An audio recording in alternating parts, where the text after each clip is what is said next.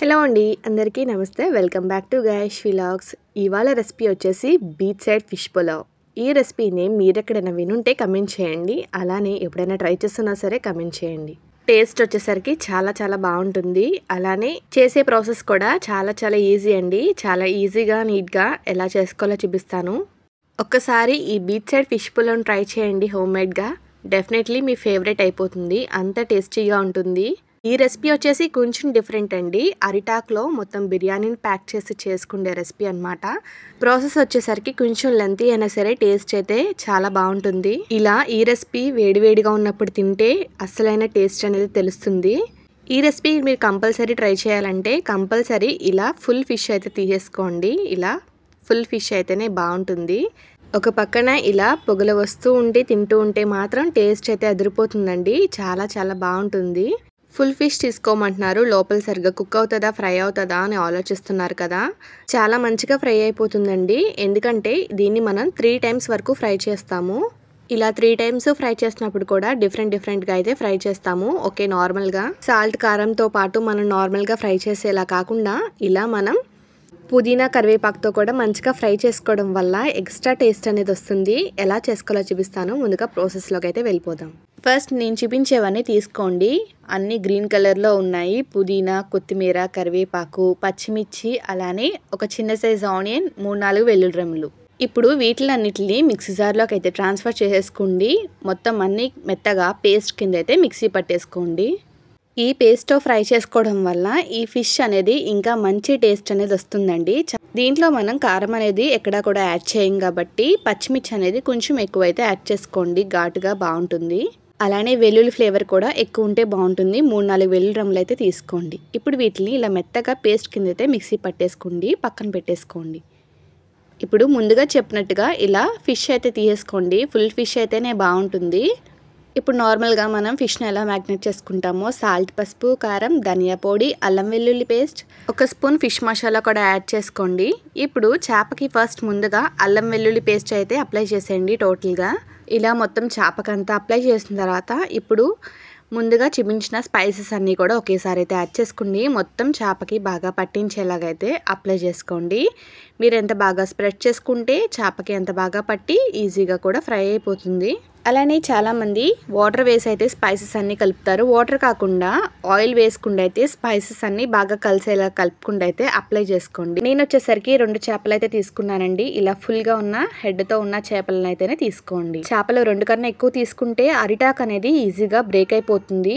In case మీరు 2 కన్నా ఎక్కువ చేపలు కనుక తీసుకున్నట్లయితే వాటిని సపరేట్గా అయితే ప్యాకింగ్ చేసుకోవాల్సి ఉంటుంది. అంటే 1 కప్ బగారా రైస్కి 1 ఫిష్ ప్యాకింగ్ చేసుకుంటే అయితే అరిటాకులో ఫ్రై చేసుకోవాల్సి ఉంటుంది. లేదంటే రైస్ మొత్తం బయటికి వచ్చేసి టోటల్గా ఫ్లేవర్ అంతా పాడైపోతుంది. ఇన్కేస్ మీరు రైస్ కనుక ఎక్కువ యాడ్ చేసుకుండి ఫిష్ని కనుక ప్యాక్ చేసుకుంటే మాత్రం బనానా లీఫ్ అనేది చిరిగిపోయి ఫ్లేవర్ మొత్తం బయటికి వచ్చేస్తుంది. సపరేట్గా అయితే ప్యాక్ చేసుకోండి. 1 ఫిష్కి 1 కప్ రైస్ అయితే వేసుకుంటే అయితే ప్యాక్ చేసుకుంటే ఆకు కూడా విరగకుండా ఉంటుంది. అలానే వేటిలో ఉన్న ఫ్లేవర్స్ వాటిలోనే ఉంటాయి. సో ఇలా కలుపుకున్న తర్వాత 1 అవర్ పాటు ఫ్రిడ్జ్లో పెట్టేసుకోండి ఫిషెస్ని. లేదంటే బయట సరే నార్మల్గా మ్యాగ్నేట్ చేసినా పర్వాలేదు. 1 అవర్ కంప్లీట్ అయిన తర్వాత 2 స్పూన్స్ కార్న్ఫ్లవర్, అలానే 2 స్పూన్స్ మైదా అయితే వేసుకోండి. బాగా అప్లై చేసుకోండి. అది బాగా కూడా అప్లై చేసుకున్న తర్వాత ఇప్పుడు ముందుగా మిక్సీ పట్టుకున్న కరివేపాకు, అలానే కొత్తిమీర, పుదీనా పేస్ట్ని అయితే అప్లై చేసుకోండి. ఇది కూడా 2-3 టేబుల్ స్పూన్ అయితే వేసుకోండి. ఇప్పుడు 30 minutes పాటు మ్యాగ్నేట్ చేసి పక్కన పెట్టేసుకోండి. ఎంత ఎక్కువసేపు స్పైసెస్ అన్నీ చేప ముక్కకి ఉంటే అంత బాగా పడతాయి. అలానే టేస్ట్ కూడా చాలా బాగుంటుంది. ఇలా కవర్ చేసుకోండి. ఒక 30 minutes పాటు నార్మల్గా కానివ్వండి, ఫ్రిడ్జ్లో కానివ్వండి పెట్టేసుకోండి, మ్యాగ్నేట్ చేసుకోండి. ఇప్పుడు 30 minutes అయిన తర్వాత మ్యాగ్నేట్ చేసుకున్న చేపల్ని షాలో ఫ్రై చేసుకోండి. స్లో ఫ్లేమ్లో పెట్టుకుండి 2 వైపులా కూడా బాగా క్రిస్పీగా అయ్యేంత వరకు అయితే ఫ్రై చేసుకోండి. ఇలా ఒక వైపు ఫ్రై చేసుకుంటున్నప్పుడు మరొక సైడ్ వేడి ఆయిల్ అయితే ఇలా వేసుకుంటే కూడా ఈజీగా కూడా కుక్ అవుతుంది. అలానే లోపల కూడా బాగా మగ్గుతుంది. ఫ్రై చేసుకుంటున్నప్పుడు మాత్రం హై ఫ్లేమ్లో మాత్రం పెట్టుకోకండి. ఈజీగా పైన మాత్రం కలర్ వచ్చేసి లోపల అసలు చేప అనేది కుక్ అవ్వదు. స్లో ఫ్లేమ్లో పెట్టుకుండి 2 వైపులా కూడా బాగా క్రిస్పీగా మంచి కలర్ వచ్చేంత వరకు కూడా ఫ్రై చేసుకోండి. ఫ్రై చేసుకుంటున్నప్పుడు మాత్రం ఆయిల్ మాత్రం అలా పైకి అనేది వేసుకుంటూ ఉంటే కూడా ఈజీగా ఫ్రై అవుతుంది. చూస్తున్నారు కదండి, ఈ మాత్రం ఫ్రై అయితే ఫిష్ అనేది సరిపోతుంది. లోపల కూడా మంచిగా కుక్ అయిపోతుంది. ఇప్పుడు ఫ్రై చేసుకున్న ఫిష్ని పక్కన పెట్టేసుకోండి. ఇప్పుడు అసలైన ప్రాసెస్ అనేది స్టార్ట్ అవుతుంది. దీనికి ఇంత టేస్ట్ రావడానికి కారణం one of the main reason అయితే ఇదేనండి. ముందుగా కడాయి పెట్టుకోండి. ఒక ఫుల్ గ్లాస్ కోకోనట్ మిల్క్ అయితే వేసుకోండి. కొబ్బరి పాలు వేసుకోండి. ఇలా 2-3 పచ్చిమిర్చిని నిలుంగా కట్ చేసుకోండి, వేసుకోండి. అలానే కరివేపాకు రెమ్మలు కూడా వేసుకోండి. ఉడికించుకున్న బగారా రైస్ని కూడా వేసేసుకోండి. ఇలా బగారా రైస్ కోకోనట్ మిల్క్లో టాస్ చేసుకుంటే టేస్ట్ అయితే చాలా బాగుంటుంది. మంచి ఫ్లేవర్ కూడా వస్తుంది రైస్కి. మీడియం ఫ్లేమ్లో పెట్టుకోండి. కొబ్బరి పాలు బాగా అబ్జార్బ్ చేసుకునేంత వరకు అయితే టాస్ చేసుకోండి. ముందుగా ఉడికించుకుంటున్నప్పుడు బగారా రైస్ బాగా మెత్తగా ఉడికించేసుకోకుండా కాస్త పలుగ్గా అయితే దించుకోండి. ఇలా పలుగ్గా ఉంచుకోవడం వల్ల ఈ కొబ్బరి పాలలో టాస్ చేసుకోవడం వల్ల రైస్ అనేది బాగా మెత్తగా అయిపోకుండా కరెక్ట్గా ఉంటుంది. ముందే కొంచెం పలుగ్గా ఉంచుకోండి. ఇలా కొబ్బరి పాలలో అయితే టాస్ చేసుకోండి. కొబ్బరి పాలు బాగా అబ్జార్బ్ చేసుకున్న తర్వాత ఇప్పుడు స్టవ్ ఆఫ్ చేసుకుని పక్కన పెట్టేసుకోండి. ఇప్పుడు మరో కడాయి పెట్టుకోండి. ముందుగా ఫిష్ ఫ్రై చేసుకున్నారు కదా, ఆ ఆయిల్ అయితే వేసుకోండి. ముందుగా మిక్సీ పట్టుకున్న కరివేపాకు పుదీనా పేస్ట్ అయితే వేసుకోండి. బాగా వేయించుకోండి. పచ్చివాసన అనేది పోయేంత వరకు అయితే వేయించుకోండి. ఇలా 2-3 నిమిషాలు వేయించుకున్న తర్వాత ముందుగా ఫ్రై చేసి పెట్టుకున్న ఈ చేపలను అయితే వేసేసుకోండి. ఇలా డబుల్ ఫ్రై చేసుకోవడం వల్ల ఇంకా టేస్ట్ అనేది చాలా బాగుంటుందండి. ఫిష్ కూడా మంచిగా ఫ్రై అయిపోతుంది. లోపల అసలు పచ్చిగా అనేది ఉండదు. అలానే చాలా క్రిస్పీగా టేస్టీగా కూడా ఉంటుంది. ఇప్పుడు ఈ కరివేపాకు పుదీనా పేస్ట్ అయితే ఏదైతే ఉందో చాలా లూజ్గా ఉంది కదా, ఇది బాగా చేప ముక్కలకి పట్టేంత వరకు అయితే ఫ్రై చేసుకోండి. ఇలా బాగా టోస్ట్ చేసుకోవడం వల్ల ఈ పుదీనా కరివేపాకులో ఉన్న ఫ్లేవర్ కానివ్వండి, వెల్లి పచ్చిమిర్చితో చాలా ఘాటుగా భలే ఉంటుంది టేస్ట్ అయితే. ఇలా వీటిని బాగా వేయించేసుకోండి. ఈ మాత్రం వేగి ఆయిల్ పైకి తేలేంత వరకు వేయించుకుంటే టేస్ట్ అయితే అప్పుడే బాగుంటుంది. అలానే పచ్చివాసన కూడా ఏమీ రాకుండా ఉంటాయి. పుదీనాలో ఉన్న ఫ్లేవర్ కానివ్వండి, ఆడ్ ఫ్లేవర్ కానివ్వండి, ఏమీ కూడా ఎక్కువ కాకుండా ఉంటాయి. ఇలా బాగా వేగిన తర్వాత క్రిస్పీగా ఇప్పుడు స్టవ్ ఆఫ్ చేసుకుని పక్కన పెట్టేసుకోండి. ఇప్పుడు ఒక పెద్ద అరిటాక్ అయితే తీసుకోండి. ఎక్కడ కూడా కట్స్ లేని అరిటాక్ అయితే తీసుకోండి. ఇప్పుడు కొబ్బరి పాలలో టాస్ చేసుకున్న బగారా రైస్ని అయితే వేసేసుకోండి. వేసుకుంటున్నప్పుడు ఎక్కువ అయితే మాత్రం వేసుకోకండి, తక్కువగా అయితే వేసుకోండి. అలానే వేసుకుంటున్నప్పుడు కొంచెం లూజ్గా అయితే వేసుకోండి. ఏదన్నా వాటర్ ఉన్నా సరే కానివ్వండి, ఆయిల్లో ఫ్రై చేసుకోవడం వల్ల వాటర్ ఉంటే చేప అయినా అబ్జార్బ్ చేసుకుంటుంది. లేదంటే ఫ్రై చేసుకోవడం వల్ల కూడా వాటర్ అనేది ఉండకుండా ఉంటాయి. ఇప్పుడు కొబ్బరి పాలలో టాస్ చేసుకున్న రైస్ మీద అయితే ఇలా ఫిష్ అనేది చాలా జాగ్రత్తగా అయితే పెట్టండి. ఆల్రెడీ డబుల్ ఫ్రై చేసుకోవడం వల్ల చేప అనేది విరిగిపోయే అవకాశం అయితే కొంచెం ఉంటుంది. సో పెట్టుకుంటున్నప్పుడు మాత్రం కొంచెం పెద్ద సైజు గరిటతో ఉంటే పెట్టుకోండి. అలానే ఈ ప్రాసెస్ చేసినంతసేపు చాలా ఈజీగా అయిపోతుంది. కాకపోతే ఇలా బనానా లీఫ్లో ప్యాక్ చేయడం మాత్రం కొంచెం కష్టమైన ప్రాసెసే. అరిటాకు కొంచెం మెత్తగా ఉండడం వల్ల ఈజీగా అనేది విరిగిపోతుంది. సో కేర్ఫుల్గా అనేది ఫోల్డ్ చేయండి. మీరు ఏమాత్రం లూజ్గా ఫోల్డ్ చేసినా సరే రైస్ మొత్తం బయటకు వచ్చేస్తుంది, ఫ్లేవర్ మొత్తం పాడైపోతుంది. సో ఫోల్డ్ చేస్తున్నప్పుడు కొంచెం జాగ్రత్తగా అయితే ఫోల్డ్ చేయండి.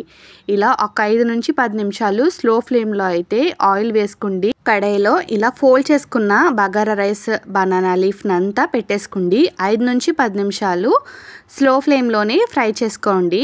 ఇలా ఫ్రై చేసుకుంటే ఈ బనానా లీఫ్లో ఉన్న మంచి ఫ్లేవర్ మొత్తం రైస్కి అలానే ఫిషెస్కి కూడా బాగా పట్టి టేస్ట్ అనేది ఇంకా బాగా యాడ్ అవుతుంది. ఇలా మనం 2-3 స్టెప్స్లో ఫ్రై చేసుకోవడం వల్ల ఈ ఫిష్ యొక్క కండ వచ్చేసరికి టేస్ట్ అయితే ఇంకా బాగుంటుందండి. చాలా మెత్తగా అలానే మంచి టేస్ట్ అయితే ఉంటుంది. మీరు ఎప్పుడన్నా ఒక మంచి వెరైటీ డిష్ అనేది ట్రై చేయాలి అనుకుంటే డెఫినెట్లీ ఇదైతే ట్రై చేయండి. ఒక కొత్త వెరైటీ డిష్ అనమాట. తప్పకుండా టేస్ట్ అయితే అందరికీ చాలా బాగా నచ్చేస్తుంది. సో ఈ రెసిపీలోకి వచ్చేసరికి మనకి ఏదో ఒక సైడ్ డిష్ అయితే ఉండాలి కదా. మీరు ఎప్పుడన్నా హైదరాబాద్ మిర్చి కసాలం రెసిపీ ట్రై చేశారా?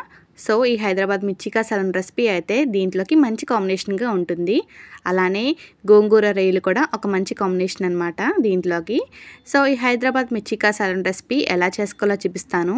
ముందుగా 2-3 స్పూన్ల పల్లీలను అయితే తీసుకోండి. ఇలా వేయించుకోండి ఆయిల్ లేకుండా. అలానే ఎండు కొబ్బరి, గసాలు, నువ్వులు వీటిని ఆయిల్ లేకుండా ఇలా డ్రై రోస్ట్ చేసుకోండి, వేయించేసుకోండి, మిక్సీ పట్టేసుకోండి.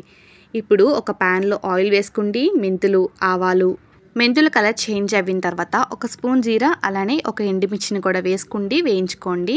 ఇవి కూడా వేగిన తర్వాత ఒక స్పూన్ అల్లం వెల్లుల్లి పేస్ట్ కూడా వేసి పచ్చివాసన పోయేంత వరకు వేయించుకోండి. ఇప్పుడు 2 రెమ్మల కరివేపాకును కూడా వేసి పచ్చిమిర్చిని ఇలా నేను చూపించేటట్టుగా అయితే కట్ చేసుకోండి. ఇలా క్రాస్గా కొంచెం లావు మిర్చి సైజు పచ్చిమిర్చిని అయితే వేసుకుంటే టేస్ట్గా ఉంటుంది, కారం కూడా తక్కువ ఉంటుంది. ఇప్పుడు చిటికెడు పసుపు అలానే టేస్ట్కి సరిపడినంత ఉప్పు, 1 స్పూన్ కారాన్ని అయితే వేసుకోండి. ఇప్పుడు పచ్చిమిర్చిని ఆయిల్లో ఒక 2-3 నిమిషాల పాటు వేయించుకోండి. వేయించుకున్న తర్వాత ఇప్పుడు ముందుగా మిక్సీ పట్టుకున్న పల్లీలు నువ్వుల పేస్ట్ అయితే ఏదైతే ఉందో ఆ పేస్ట్ని అయితే వేసుకోండి. మొత్తం బాగా కలిసేలా కలుపుకోండి. మీరు వేసుకున్న పేస్ట్ అనేది పచ్చిమిర్చికి బాగా పట్టేలాగా ఒక 2-3 నిమిషాల పాటు వేయించుకోండి.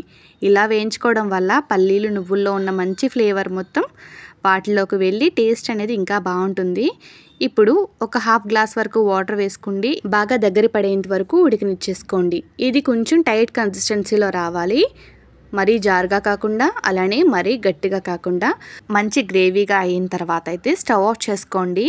ఈ మాత్రం కన్సిస్టెన్సీ ఉంటే సరిపోతుంది. మనకి బగారా రైస్లో కానివ్వండి అలానే కోకోనట్ రైస్లో కానివ్వండి టేస్టీగా అయితే ఉంటుంది. మీరు ఎటువంటి నాన్ వెజ్ బిర్యానీస్ కూడా ట్రై చేసుకున్నా సరే వాటిల్లోకి ఒక మంచి సైడ్ డిష్కి అయితే చాలా బాగుంటుంది. అలానే చపాతీ పుల్కల్లో కూడా చాలా మంచి కాంబినేషన్ అండి ఈ హైదరాబాదీ మిర్చి కా సాలన్ రెసిపీ. ట్రై చేసి తప్పకుండా మీ ఫీడ్బ్యాక్ని కమెంట్స్ రూపంలో అయితే షేర్ చేయండి. అలానే లైక్ చేసి మరింత మందికి షేర్ చేయండి. తప్పకుండా ఈ 2 రెసిపీస్ కూడా ట్రై చేసి మీ ఫీడ్బ్యాక్ని కమెంట్స్ రూపంలో అయితే షేర్ చేయడం మాత్రం మర్చిపోకండి. అలానే నేను చూపించిన ఈ 2 రెసిపీస్లో బీచ్ సైడ్ ఫిష్ పులావ్ మీకు బాగా నచ్చిందా, అలానే ఈ హైదరాబాద్ మిర్చి కా సాలన్ రెసిపీ బాగా నచ్చిందా, ఏది నచ్చిందో కమెంట్ చేసి ఏ ఒకటి నచ్చినా సబ్స్క్రైబ్ చేసుకోండి, మరింత మందికి ఫార్వర్డ్ చేయండి.